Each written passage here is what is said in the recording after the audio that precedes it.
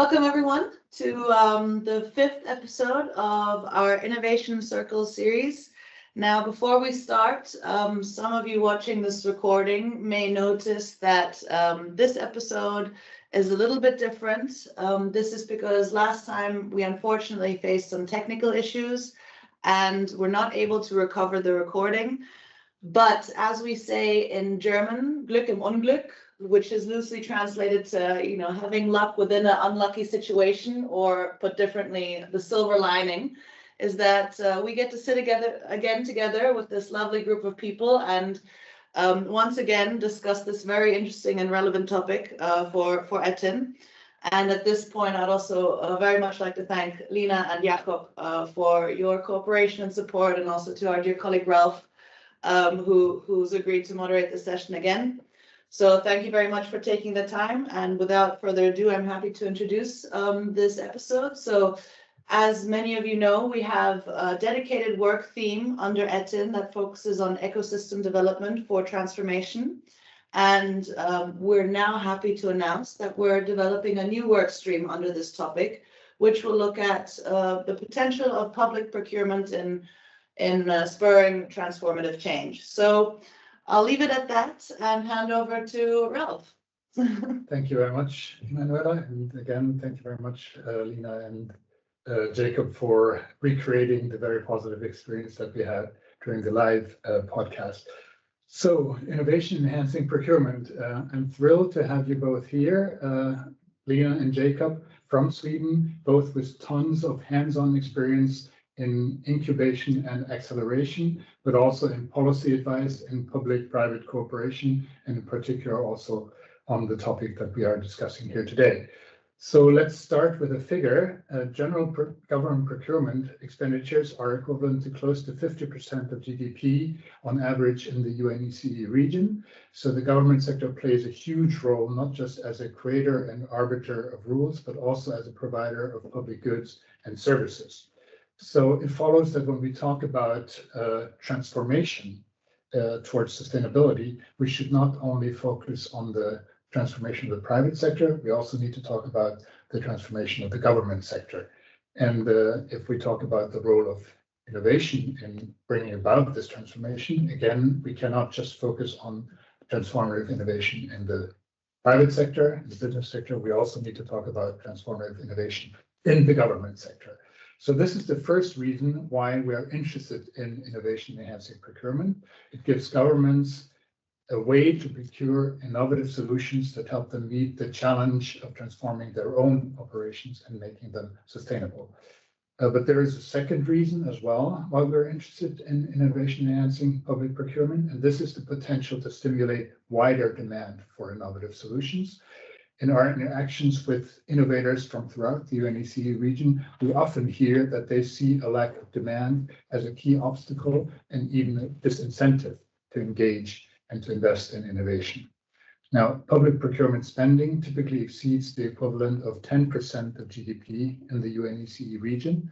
So there is enormous purchasing power there. And if even a fraction of this can be used to actually stimulate demand, and to purchase innovative products rather than existing products, this could make all the difference for innovative companies to reach minimum critical scale. In fact, public buyers can support R&D to create entirely new solutions, and then they can act as early adopters, as lead buyers that document that these new solutions actually work. And this can then in turn help innovative companies attract additional customers, attract additional investment, and grow and perhaps even create entirely new markets. And this market stimulating, market shaping role of innovation procurement is nowhere more important than when we talk about transformative innovation and sustainability. Because these are the situations where externalities and coordination failures, systems failures are likely to be most severe. For instance, if we talk about the transition to sustainable individual mobility, we will need coordinated innovation in many different fronts and even entirely new innovation ecosystems. So this is the vision, the ambition of innovation enhancing procurement. And we at UNECE have developed some good practices to advise governments on how to do this based on existing experience, including from the European Union, but also from other countries, on things like pre-competitive dialogue, pre-commercial procurement, innovation partnerships, etc. So we have a certain vision and certain ambition, and we have a certain amount of experience from our region. And yet, even in places that routinely rank very highly on innovation performance, such as Sweden, and in fact, Sweden is also a global leader in innovation policy and even in sustainability metrics in general. Even in places as advanced as that, it appears that in practice, many public procurement agencies are reluctant to actually embark on innovation enhancing procurement, and the results, the wider benefits beyond introducing some new solution in the public sector itself, the wider benefits in terms of creating markets, seem elusive. So in your experience, Lina and Jakob, why is that? Why does innovation enhancing procurement often not actually live up to the promise, so to speak? That's a very good question, Ralph, and thank you very much for this introduction to innovation enhancing procurement. And our finding is that the main problem when it comes to using innovation enhancing procurement as we know it today is that it's still built on procurement logic, not an innovation logic, and they differs quite a lot actually. So when you look at it from a procurement perspective, when you do a procurement, it's based on requesting something that already exists on the market. You have some kind of specification of what you need, even though it might be on specific criteria, functional need or whatever, but still it's something that is known. But innovation processes is about creating something that actually don't exist on the market today. And that means also that we need to handle this as an innovation process rather than a pure procurement process, which means, for example, it's very difficult for us to analyze what is success before we actually have started working in the innovation process. So we need to have a learning process which is very experimental, and where we actually can't pick the winners before we actually have started the process. So it's more like an innovation process where we actually need to eliminate losers during the process rather than picking the winners beforehand, you can say. And you also can say that an innovation, to be cost effective, you need to have a lot of customers who actually share the cost of the innovation, which means that in order to be successful and cost effective also for the customer, we want the solution to actually scale on the market, which implies that the ability to scale on the market is key. And then the last but not least thing with the innovation process is that you, since it is a learning and experimentation process, you learn as you go in the process, and you have a lot of learnings that is derived from the interaction between the need, the owner of the need, the procuring organization, and the supplier. So it gets like an iterative co-creation process, you can see. And last but not least, when it comes to innovation, it needs to be driven by demand. So it's not actually about, focusing on the idea. It's rather to focus on the implementation of the idea in large scale. To create market is a key thing in this kind of process. So looking at it as an innovation process rather than a procurement process. Lina, something you want to add? I think you nailed it, I must say. But I think that if you look into us coming from a region in Sweden where we've had a long tradition of interactions and collaborations between public sector and private sector, what you can see that is even in the successful cases of innovation procurement, so to say, the the solutions tend to not scale in the market very well. I mean, everyone hopes that it will, so to say, but it might not, and often they don't. Which means that 2, 3, 4, 5 years down the line, the products or services that are procured, they are not developing as they normally would have done in a competitive market, so to say.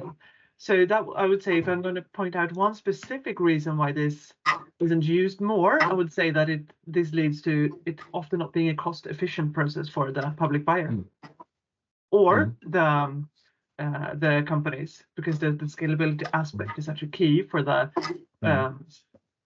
economic efficiency as well. Yes, exactly. Thank you very much for these initial explanations. Now you have developed and actually already tried a new approach to innovation enhancing procurement, which you call demand acceleration. So tell us a little bit more about how you came up with this and how it addresses these problems that we have just talked about. Yeah, I mean, this actually came from the idea of, I mean, we have been working for a long time, as I said, with this like collaboration projects and so on, and we have also started like incubators and accelerators focusing on health tech and collaboration with startup ecosystems and public buyers and so on. And the idea actually came from Vinnova, a Swedish innovation agency, in a meeting where we tried to attract a bit more funding for our newly started international health tech accelerator. And the point that was made in the meeting was that, yeah, it's great that you're ambitious and everything, but I mean, we do have many like supply side accelerators, and we do have funding and programs in place for these incubator programs, etc. So that's where you have to go, and there's no additional money that you can get because you are ambitious and this not just go to our normal processes. But why are you only talking about supply accelerators? Since innovation isn't limited by supply but by demand, why isn't no one talking about the demand accelerators? And that just started something in my head, and I was like, if that is correct, then we have really missed something. And that's when we started to think about what would a demand accelerator be in the context of the public demand. How could an innovation process be created not only with the purpose of creating a solution that could be implemented in one customer as the normal innovation procurements are doing, but how can an innovation process be designed if the goal is to stimulate demand broader on the market? What would that process be? And that is what we've been experimenting with for the last 3-4 years. I would say, to try to figure out what that could be. And I want to add Jacob, there that yes, so please, yes. That the interesting thing is that normally when we work, I mean, I come from also from the innovation and the startup field, not from the legal and the procurement side. And as an innovation process leader, we are quite well versed in the kind of innovation processes, design processes that originates from the United States. Silicon Valley, etc. We have got IDEO, we've got the design thinking, we've got a lot of these like methods and mechanisms for driving design. I mean, there's absolutely nothing wrong with that. But by using them in a public sector context where you don't take into account the market conditions for the public sector that is actually regulated by the public procurement processes, you tend to end up with coming to pilot phases or coming to experiment. But when you're supposed to implement something on a broader scale or even scaling it, you haven't designed a process in a way that facilitates that. So you tend to run into the big evil procurement wall, and that is how it's been seen in innovation contexts. That the procurement is just standing in the way. You've gone all the way, done everything right, and then when it's time to implement, boom, the procurement comes and destroys whatever you have developed. So we were like, if we think the other way around, if we don't see it as a big wall in the end, but if we see it as mechanisms and drivers that guides us through the whole process from the start, and we start with following the 5 principles of public procurement, and rather see the procurement as something that can help us guide us towards implementation and scaling, what could then that be? And that is what we've been working on for the last years. Okay. Jakob, do you want to add anything on that? Perhaps, again, a little more detail on how exactly you are doing this. Yeah, I think that's when I try to explain this for myself and for other people, what makes me fascinated is the approach, because I'm actually an open innovation guy. My background is working very much with open innovation in different aspects, and also, of course, building ventures with lean startup and similar methodologies. I think the application is this, to look at it from an innovation point of view for a start. So can we use the logic of open innovation and the logic of iterative work with lean startup methodology within the framework of public procurement? And that is actually how we apply it. So the approach we have is very much influenced by open innovation and lean startup with that kind of mindset, but we use procurement as a tool to make it happen. So what we basically do in this process is that we procure participation in an innovation process. So we don't procure the product or solution in itself to begin with. We start with procuring the participation. And we also have a process when this participation is procured that is stepwise, very interactive and iterative. So that means that it's several suppliers that qualify for a joint open innovation process. And then we work iteratively, stepwise, and try to sort out those who don't have the necessary ability to solve the problem and scale the solution on the market.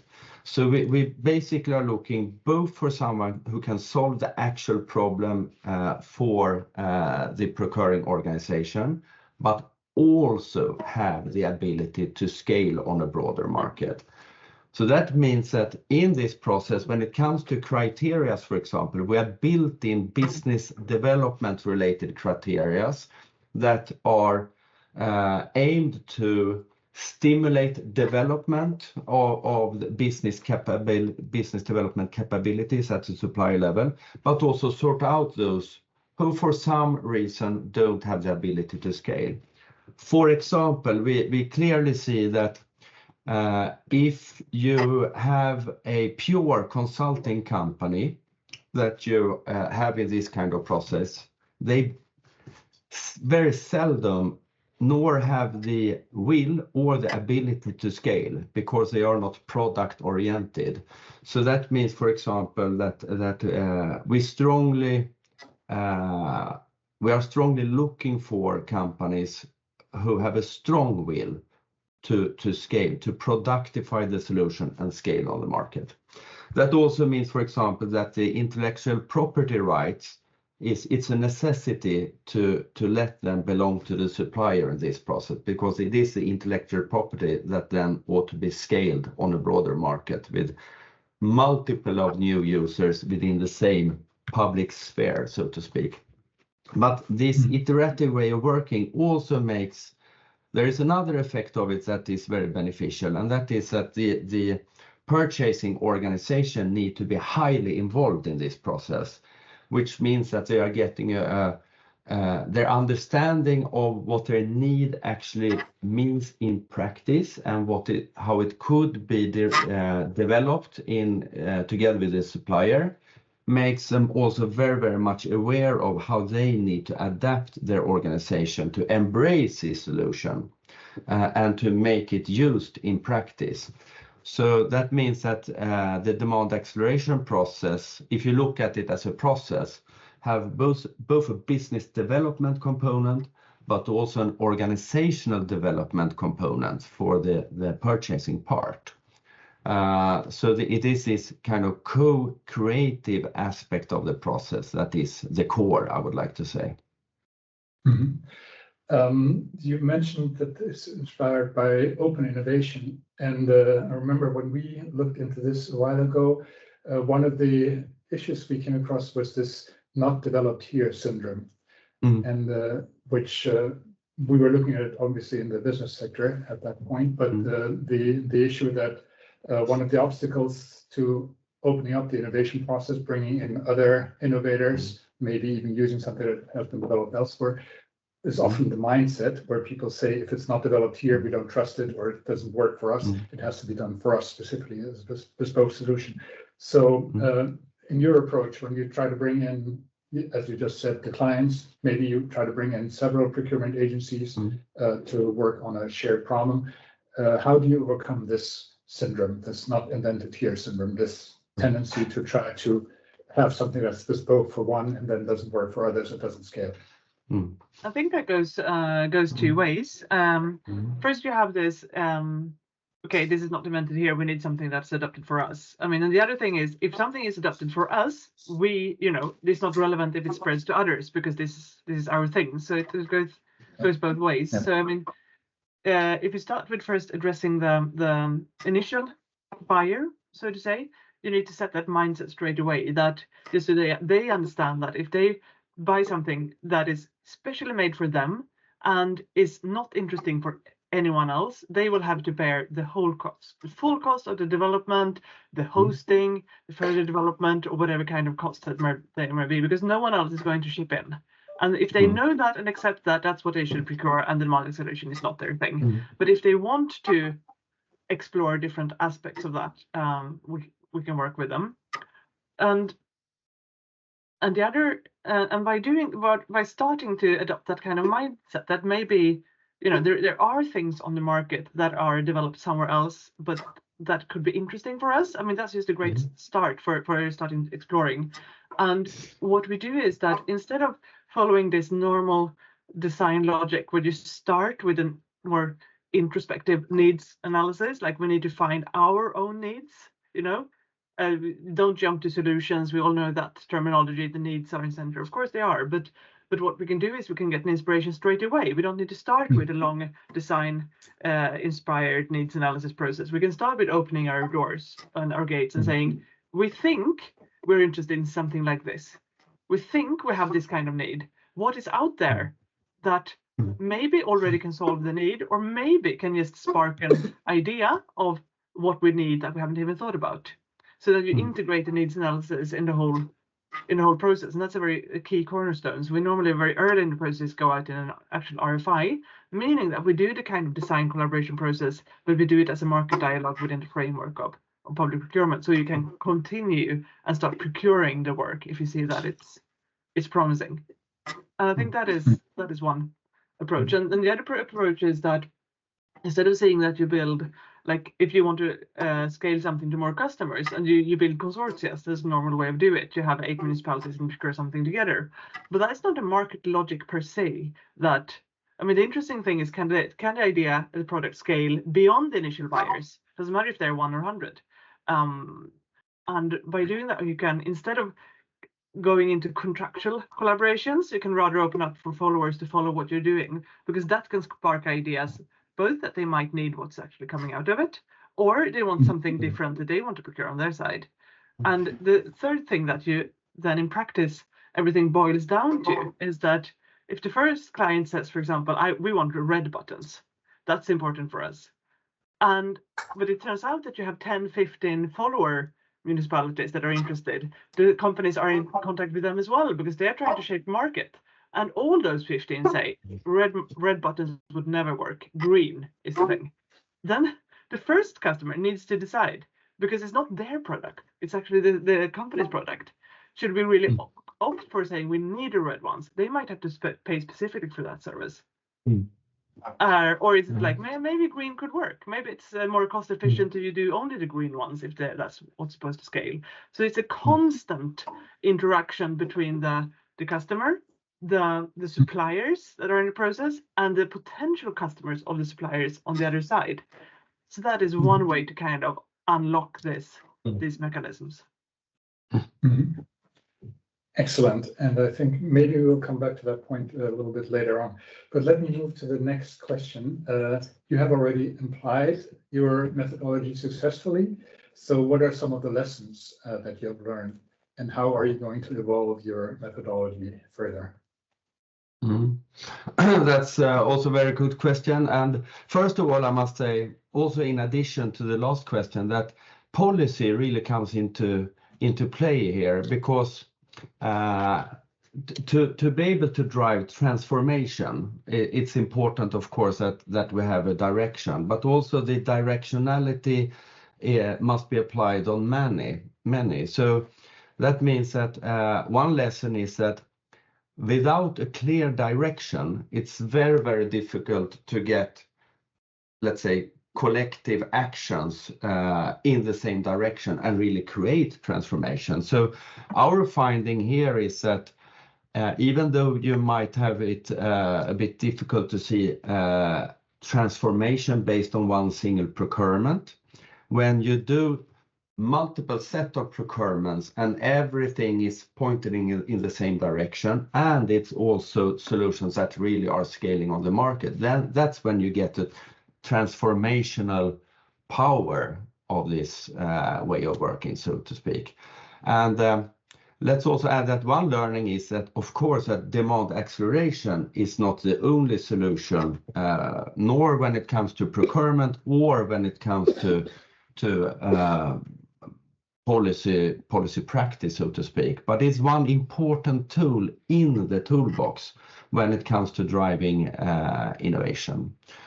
And Lina already mentioned that the mindset is really important. So I think one important learning, we're actually learning constantly, is that learning takes place on different levels and in different phases. And we really need to be very open-minded to learning, which means that we believe we are doing this best in a collaborative way, building community around this practice, to learn from each other and also to diffuse the learning into the society and procuring agencies. Mhm.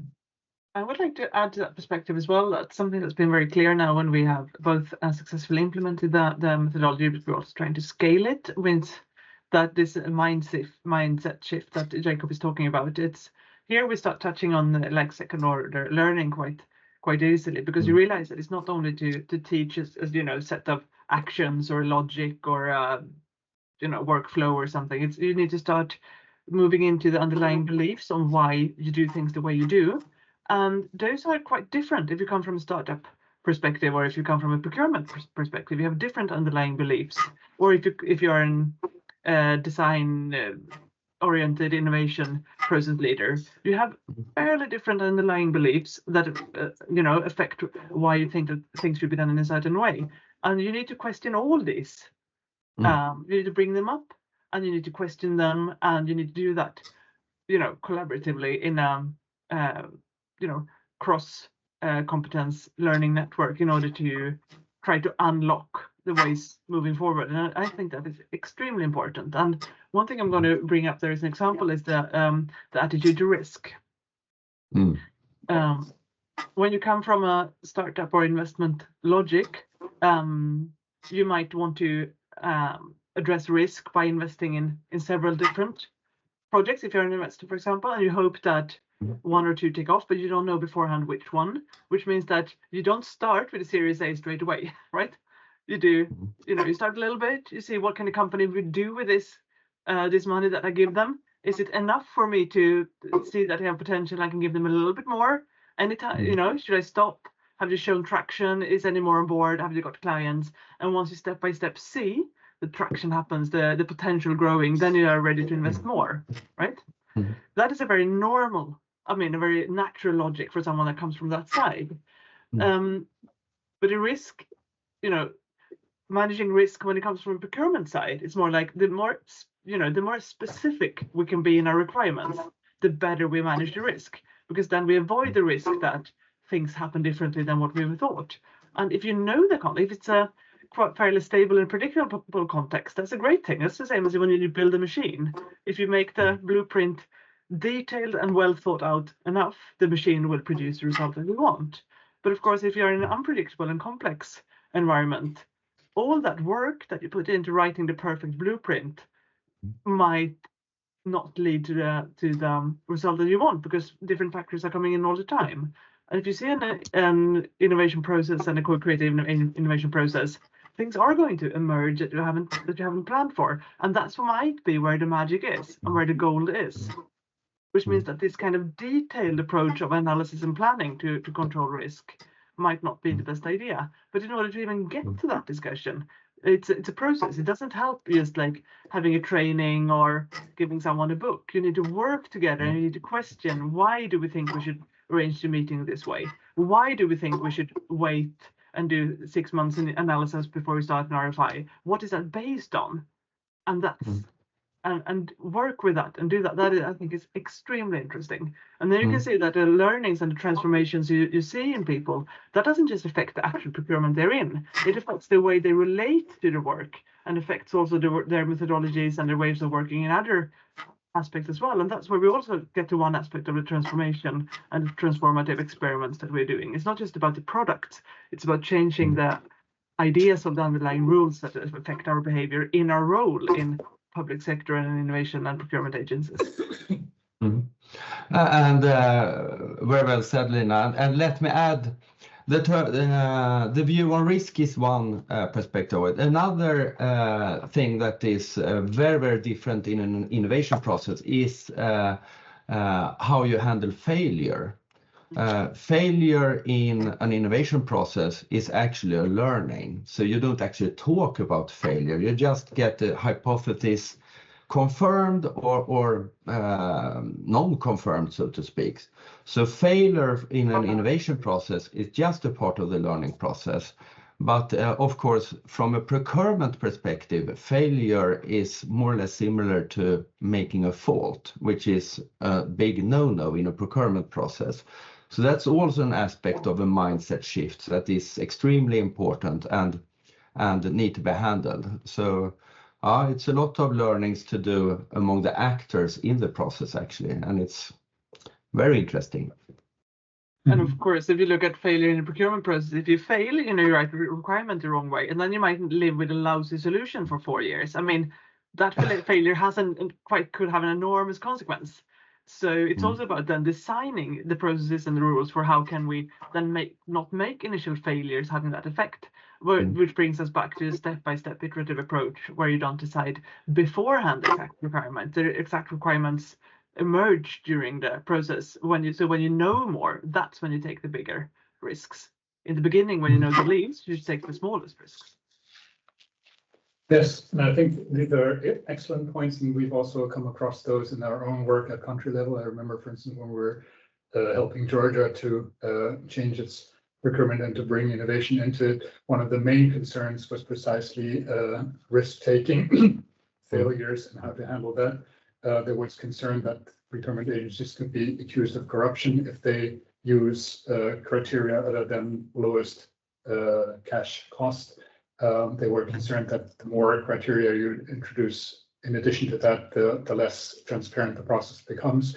So I think it is indeed very important that on the one hand, you have the policies right, you have the legal frameworks right, so it's crystal clear that these things are above board, that they can be done. It's very important to have the political leadership to provide the cover, to provide the motivation, the incentives for procurement agencies to take more risks. It's indeed very important to create capabilities and also to create conditions for the experimentation to be safe, so to speak, because we're playing, quote unquote, with public money, of course, unlike venture capitalists.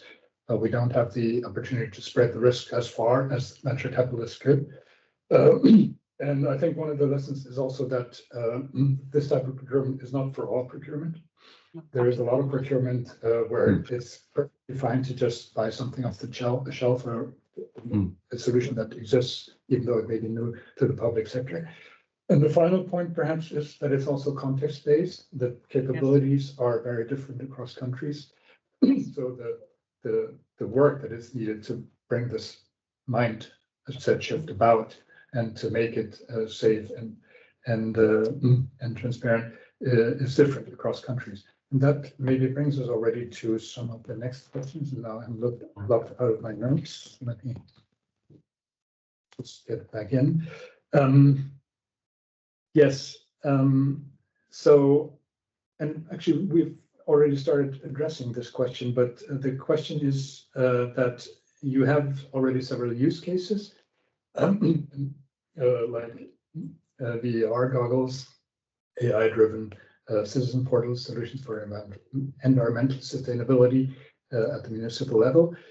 This conversation, of course, is in the context of transformative innovation. And again, Jakob have already hinted at this, but I've looked at the European Commission's benchmarking exercise, which admittedly is from 2018. So we look forward to the results of the newest exercise, which is currently underway. But it shows for Sweden from 2018 that overall, the percentage of the public procurement budget that is spent on innovation is about 10%, so not so bad. But where Sweden seems to be clearly below European averages is in the percentage that goes to actually transformative innovation spending. According to this benchmarking, it's 27% of Sweden's innovation procurement was spent on transformative innovation, whereas the European average is, to me, implausibly high, 84%. But so can you say a little bit more about where you see the specific obstacles to really generating transformative innovation in Sweden or in general, and how your methodology addresses this? That's a really interesting question. First of all, our belief is that transformation is driven by a set of actions, a lot of different actions in different perspectives, of course. So to drive transformation, we really need a clear directionality and implement a set of actions in that direction. So common directionality is key, and that when it comes to demand acceleration, if you do have a clear direction, which is basically derived from some higher goals like the SDGs, but all the way down to, for example, policies for a regional council or for a municipality, to have that directionality very clear for the whole organization means that what we can do in all the different actions we take, including procurement of innovation according to demand acceleration, will be pointing in the same direction. So when policy and practice meet, we will get a lot of different actions which together create a transformative movement. And this becomes even more clear if you look, for example, at the mission-driven economy, where we jointly work to solve different missions, but we break that down into sectors, and in the sectors we have different interventions, which could be done in experiments or projects or whatsoever. And as long as those point in the same direction, we will create a transformational movement, so to speak. But once again, when it comes to demand acceleration, it's very much about scalability. So scalability of solutions, which contribute to transformation, but also actually scalability of the methodology as such. So it is used in public procurement where it's suitable to be used, I must emphasize, in a much broader scale. So that's something that we are working with as we speak, actually, to create a broader use of the methodology. Yes. And if I may add, actually, coming back, sorry, Lina, coming back again to this benchmarking exercise, what it also found is that in Sweden, apparently, the vast majority of the innovation procurement happens at the national level, and not a lot happens actually at the regional and municipal level. Again, in a comparative perspective. So again, that might be one of the areas where the question of scalability of the methodology would come in. Yes, exactly. And I would like to add to that, if you go back to the third generation of innovation policy with purpose of driving transformation, it's quite frequent that you point out these 4 dimensions of that, but the directionality is a key, the experimentation is a key, the learning is a key, but also the coordination. So of course, if you do something in a direction, you experiment and you learn, but there's no coordination. You might have the one swallow doesn't make a summer case. You might do everything right, but you cannot, you will not drive the transformation just from or a few experiments. It's just when we add the coordination aspects, and then we're definitely not only talking about demand acceleration, but when we have the coordination of different experiments using this different suitable tools, but in a direction where it can. That's when you need to add this fourth dimension in order to have a chance to get to transformation. So that's. Yes, excellent point. Fully agree. I'm told we have to wrap up, unfortunately, but let's at least briefly talk about also how this all links to our transformative innovation network. As Emmanuel mentioned at the beginning, we have this work stream on ecosystem development, and I think everything that we've discussed so far fits into that. We also have a work stream on strategic learning, and I think the emphasis that you put on changing mindsets and learning and communicating the learnings and creating communities of practice also fits very much into that. So with the new work stream that you are gratefully willing to lead on innovation enhancing procurement, what specifically do you want to work on, and who would you like to invite to join that work stream? Again, quickly, if possible. Yeah, first of all, thank you very much for having developed the ETIN network into such a open-minded and fruitful network. And what we want to do is, of course, to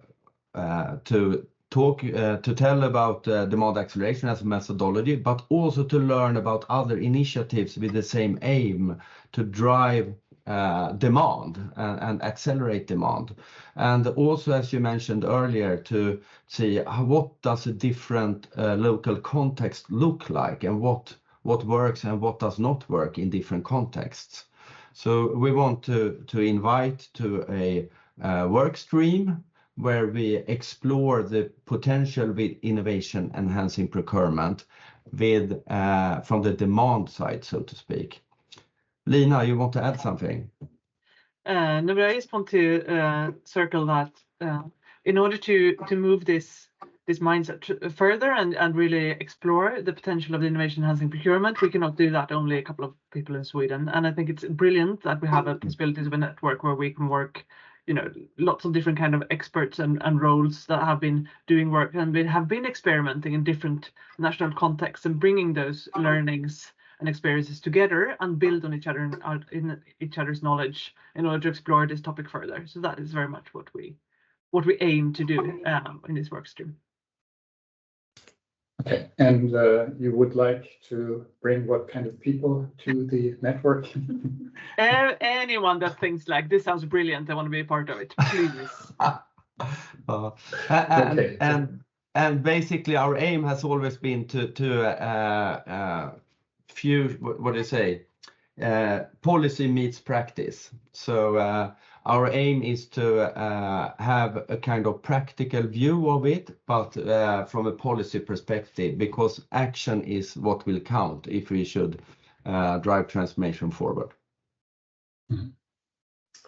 Excellent. Thank you very much. I think this concludes the replication of our Innovation Circle podcast, but last but not least, we'll have the usual game at the end. So please, Olivia. Exactly. We cannot finish our Innovation Circle without the game segment, which is one truth and two lies. We'll show you sentences on the screen that Lina and Jakob sent to us before, and try to guess which statements are true. In our initial original episode, the audience pretty much failed with guessing, I must say, and it was only because our guest really tricked us with very crafty statements. So let's see how it goes this time. Allow me to share it on the screen. Let's take a moment to read it, and then I'm going to reveal how our audience voted last time, and then you'll, Lina and Jakob, reveal the true statements. So I'm sharing now. First is going to be Lina. These are your statements. Yep. And please, our audience actually voted that it was the third statement. Yes, I will reveal now that I did launch a startup social project in Nepal in my 20s, and I did not make a substantial exit either. So wrong country and wrong outcome. It was a horrendous experience that led to divorce and misery, but it led me to restart my life and move to Barcelona in my 30s. So that part, but unfortunately, it's false, that one. If we move up to the first one, yes, I have been very deeply involved in the world of Cuban salsa. So I've not been working in tango, that's false, but I've been running my own club, I've been organizing salsa trips, and I've been teaching the amazing dance of Cuban salsa. So that is also false, unfortunately, which leads us to, yes, I do have been a professional classical piano player. I've studied at the University of Kunst in Berlin, and I've given hundreds of concerts. It was a while ago, though. Thank you so much, Lina. You know what I meant by crafty statements now. Let's move to Jakob. Here are your statements. And our audience, from what I remembered, voted for the first one as the truth. Is that Yes. true, Jakob? It might be true that they voted on the first one, but that one is not correct.